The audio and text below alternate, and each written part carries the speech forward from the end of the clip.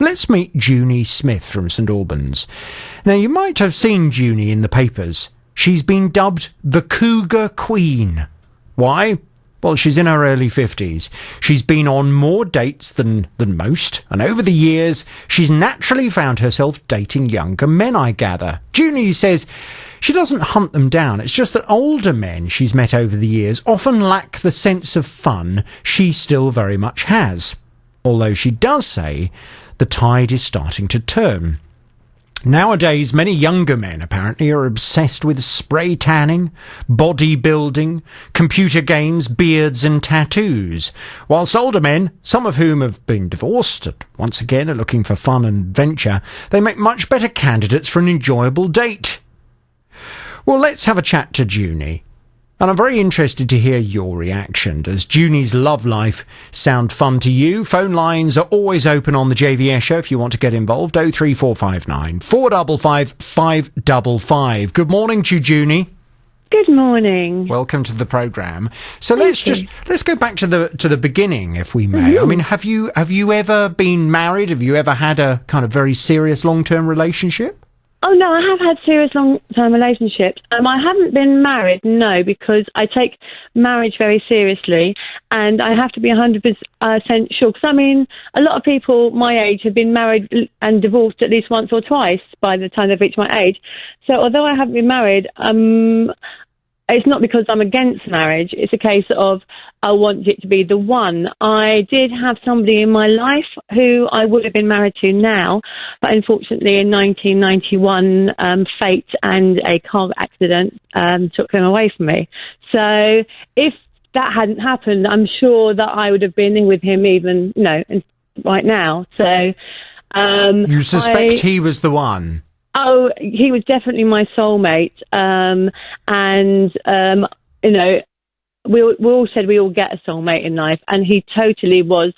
He was my perfect partner. And at least if I don't meet the one, at least I have experienced just how wonderful that is. So maybe because of that, I won't settle for anything less, unless, I really feel that overwhelming love for someone and I feel it equally given back, then, I wouldn't get married. Well, it's very interesting, and I would imagine that experience and that terrible tragic loss probably has played quite a big part in your love life, and maybe the fact that you have been on, I gather, my team tell me you've been on hundreds of dates.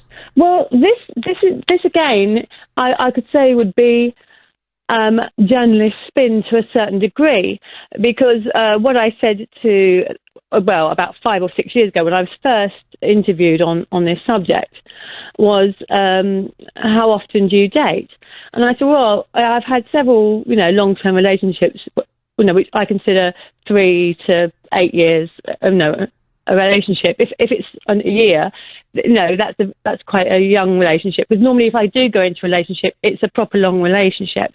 So I did say, if I wasn't in a long-term relationship, then I normally had 1 to 2 dates a month if I was on a dating site or whatever, going on dates, which I don't think is a lot. But they calculated that to be around the 250 mark since I started. You don't think that's accurate then? You think it's less? I don't know. It could be more. But what I'm saying is, it's not like it was 250 dates right. a year. Okay. Over a long period, I don't really think that is a lot of dates. Now, what is it with younger men? Because I gather you have always tended to go for younger guys. Yeah, it was a case of younger guys have tended to go for me. Now, I don't think I'm no supermodel or I'm particularly amazing. I'm pretty well preserved for my age. And when I was younger, I particularly looked a lot younger for my age, pre-menopause. But I don't know, I think it's a lot to do with I'm very young at heart. And I suppose I attract people younger than me because they resonate with my, energy and outgoingness. Right. And I'm also very honest, I'm not one of these, you see a lot of stories about cougars or MILFs, and it's all very, how very tragic. They're trying to recapture their youth, and they're all, pumped with fillers and plastic surgery, trying to hang on to their last part of usefulness. I've never lied about my age to anybody I've dated, and I haven't had any plastic surgery or anything. I'm just me, and people, young guys have seemed to have been attracted to that. So where do you meet these young guys?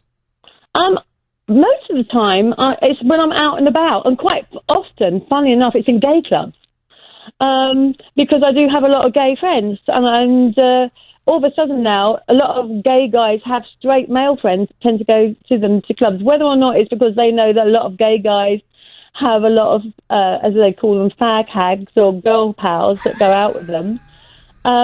But a few times I've been out with my gay friend who's in his 30s, and he's got really quite excited. He goes, this guy's looking over here, it's my lucky night tonight, and it's actually me that's pulled, which in a gay club is quite funny.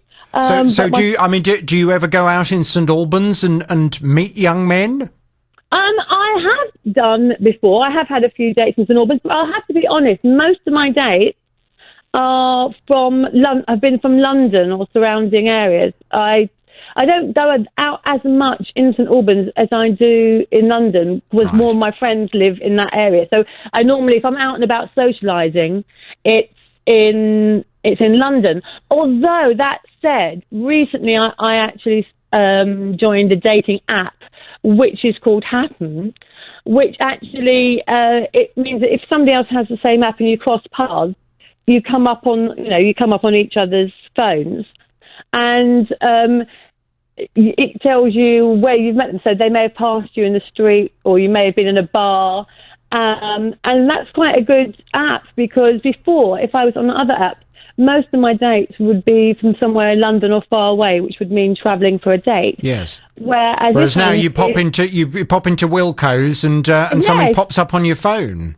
Yes, or you're in a cafe having a coffee, and then somebody has seen you come pop up and has sort of press a little button to say that they like you, and you see it, and if you like them too, then you kind of press a little thing to say you like them back, and then they can say, I'm at the back of the cafe, would you like to join me for a coffee? So it's like an instant date. Right. So and have you been on any of those? A couple, yeah. Gosh. You live on the edge, don't you? So what's the youngest guy you've dated? The youngest guy I've ever dated is 18, but I wasn't in my 50s or 40s or anything then. I was at 36, so I was double his age. 36 and you dated an 18-year-old? Yes, but the thing is, a very sneaky little 18-year-old. He was working at my friend had a yacht moored at a marina, Bray Marina, and he was working there as one of the engineers on the boat. And she had a problem with her yacht, and he was working on it. Now, he was 6'5". He was obviously gone to the gym. He was very muscular, tall, very handsome, very eloquent and very educated. And, we were chatting while he was working on there. And he told me... Were you flirting? Of course I was. Well, I kind of flirt with everyone without even realising, I think. I'm a flirty kind of person. But he was definitely flirting back. Anyway, so there was a party at the marina the next day, and he said, could you take me to the marina? Now, he told me that he was 25 because he thought I was 25, because at 36 I looked very young for my age. So I had no reason to doubt he was 25, and I thought 36, 25, 10 years younger, but he was very tall, handsome and eloquent. I thought, why not? So we went and had a date, and we had quite a few dates after that, until somebody at the marina said, you do know he's 18, don't you? And I nearly fell off my high heels. I was quite shocked. I was very shocked. But then I thought to myself, well, we've been having lovely dates so far. We've been getting on fantastically. But he could have been your son. He could have been, but then again, at 36, I would have had to have had him at 18 myself, and I was a very good girl at 18. I was still a virgin then, so he definitely wasn't my son. I gather you've been on some very disastrous dates. Tell us one of the worst dates you've been on.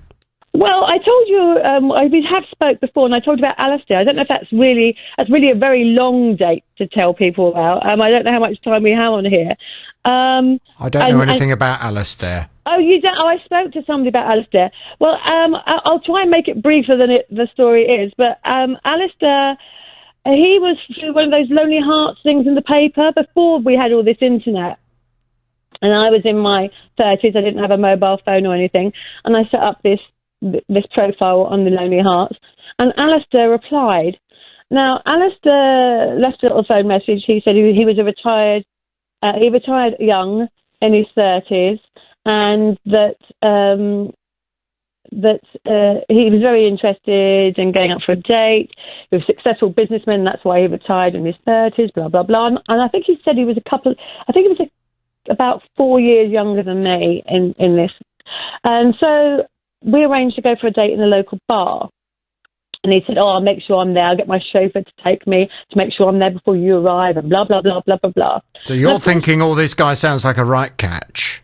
Well, I'm not a gold digger, but I just thought he was quite well spoken. But something about him had the element of a posh Janet Street porter. I was imagining he may have some serious. He sounded like. He sounded like a posh Janet Street porter. Yeah, and I was thinking, we may be talking Ken Dodd teeth here. I'm not sure. So, of course, there's no picture in the paper, so I only had, his answer to go with. And he said, I asked him what he looked like, and he said, my sister says I'm very handsome. And I thought, okay, well, she might be slightly biased, but never mind. So I thought, well, that's not really helping me much. So I asked him what he'd be wearing, so at least I'd recognise him when he turned up. And he said he'd be wearing a navy blazer, a white shirt, and a grey flannel trousers. And I thought, okay, that's quite smart. Classic, no yeah. Yeah, quite classic. And I was imagining maybe Roger Moore turning up in his heyday. And so I said we'd meet in a local bar near to me, where I've got a friend who works behind the bar and a couple of friends who worked in the restaurant part. So I knew that, if I went for a date, they would see him. If anything untoward happening to me, at least they would be able to describe whoever I was with. So I arrived at my date and I told this at the bar. The date was not already there, like he said he would. He said his chauffeur would have got him there early to make sure. He wasn't. He was a good half an hour to 45 minutes late. And I'd already told my friend by this time that I was waiting for this young guy in his 30s, young retired, successful guy in his 30s to turn up and what he'd be wearing. So anyway, I told him I'd all be dressed in pink, head to toe in pink, so he couldn't miss me. And I was sat talking to my friend, had a drink at the bar, and I could suddenly see her face full, like somebody who's in a horror movie. That's, the beast has suddenly come through the door. And then literally her face, and I just thought, oh my God, he's arrived. And all of a sudden I heard this voice, yes, we must leave go. And I was like, oh, yes. And I turned round. And I don't know if you know what Dame Edna Everidge's alter ego, so Les Patterson Les looks Patterson, like. Australia's cultural attaché. Yes. You look like Les Patterson. Yeah. While trying to tell me he was younger than me in his 30s, I think I was about 36, and he was saying he was 32 and retired. He looked like Sir Les Patterson. I mean, like he wasn't retired early; he was retirement age. I was right about his teeth. It was like somebody had opened his mouth and just thrown them in, and they just landed wherever. Every time he spoke to me, he covered me in a shower of spit. He was wearing a white shirt. He was wearing a navy jacket. He got that bit right, yeah. That bit was right, but he'd obviously had an egg sandwich before he'd come out, because he had egg down his tie, egg down his jacket, and there was also a bit of egg on his shoe as well. So I'm guessing he was standing up eating a fried egg sandwich before he left home. How do you know How do you know there was egg on his shoe? Because I kind of looked, and I looked to the floor, and I just saw his shoe, and there was this egg on it. So, I just thought, well, I wasn't far off with the tea. So he saw I had a drink, so he goes, oh, I see you when you have a drink, I'll just get myself one then. He didn't actually offer if I wanted another top-up or anything in my drink. And then we were talking, and as we were talking, I was just getting sprayed. I was literally, it was like an atomizer was on me constantly, 24. And the first thing he did was go into his inside pocket and pull out a load of pictures of these two dogs, which are apparently his dogs, on this four-poster bed. Now, I don't know whether this four-poster bed was his bed or it was the hotel that he stayed in with his dogs, and this is meant to impress me that this was his stately home. I have no idea. But then he said, right, we're going to go for dinner. Shall we go into town, as in meaning further into London, because I lived in London at the time. I was living in Muswell Hill, so this date was in Muswell Hill. Or shall we go to a restaurant nearby? So I thought, I really don't want to travel far from home with this guy. But, in for a penny, in for a pound. Yeah, but why not just leave at that point? Why carry on going through with it? Most people, this is it. Most people would leave, but there's a slightly twisted part of me that just goes to how bad can this get? So I kind of went with it just to find out how bad it could go. So I said, oh yeah, why not? Let's go somewhere, local. So he says, I know just the place. So he took me to a Gordon Ramsay's fish and chip shop. where all the millionaires go. And apparently he obviously goes there regular because the guy knew him, recognised immediately. So he said, oh, hi, Alistair. He hadn't actually booked a table there, funny enough. No. But it was quite romantic because there was a his and hers sort of invisibility scooters outside. So it was almost like I could see our future ahead of us with these two immobility scooters just parked outside. So we walked inside, and I was looking at the menu thinking, okay, well, there's salmon and this, that and the other. No, I'll just have a nice bit of salmon, whatever. But no, Alistair was going to order for the both of us. So we sat down on a nice plastic white table with a plastic chair.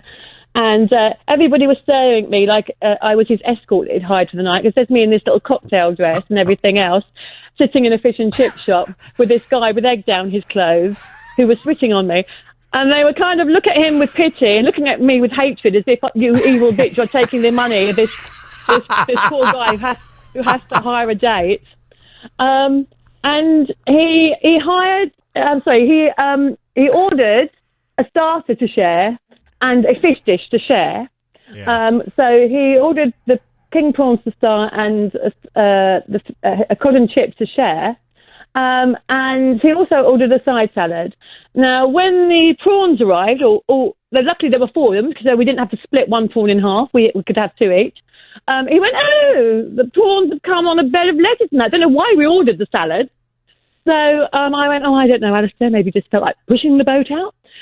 So we had this meal, and all the time he's trying to play footsie under the table, and up my leg, and trying to sort of grab my hand, but it was on the table, so I kept on moving my hand back on the table.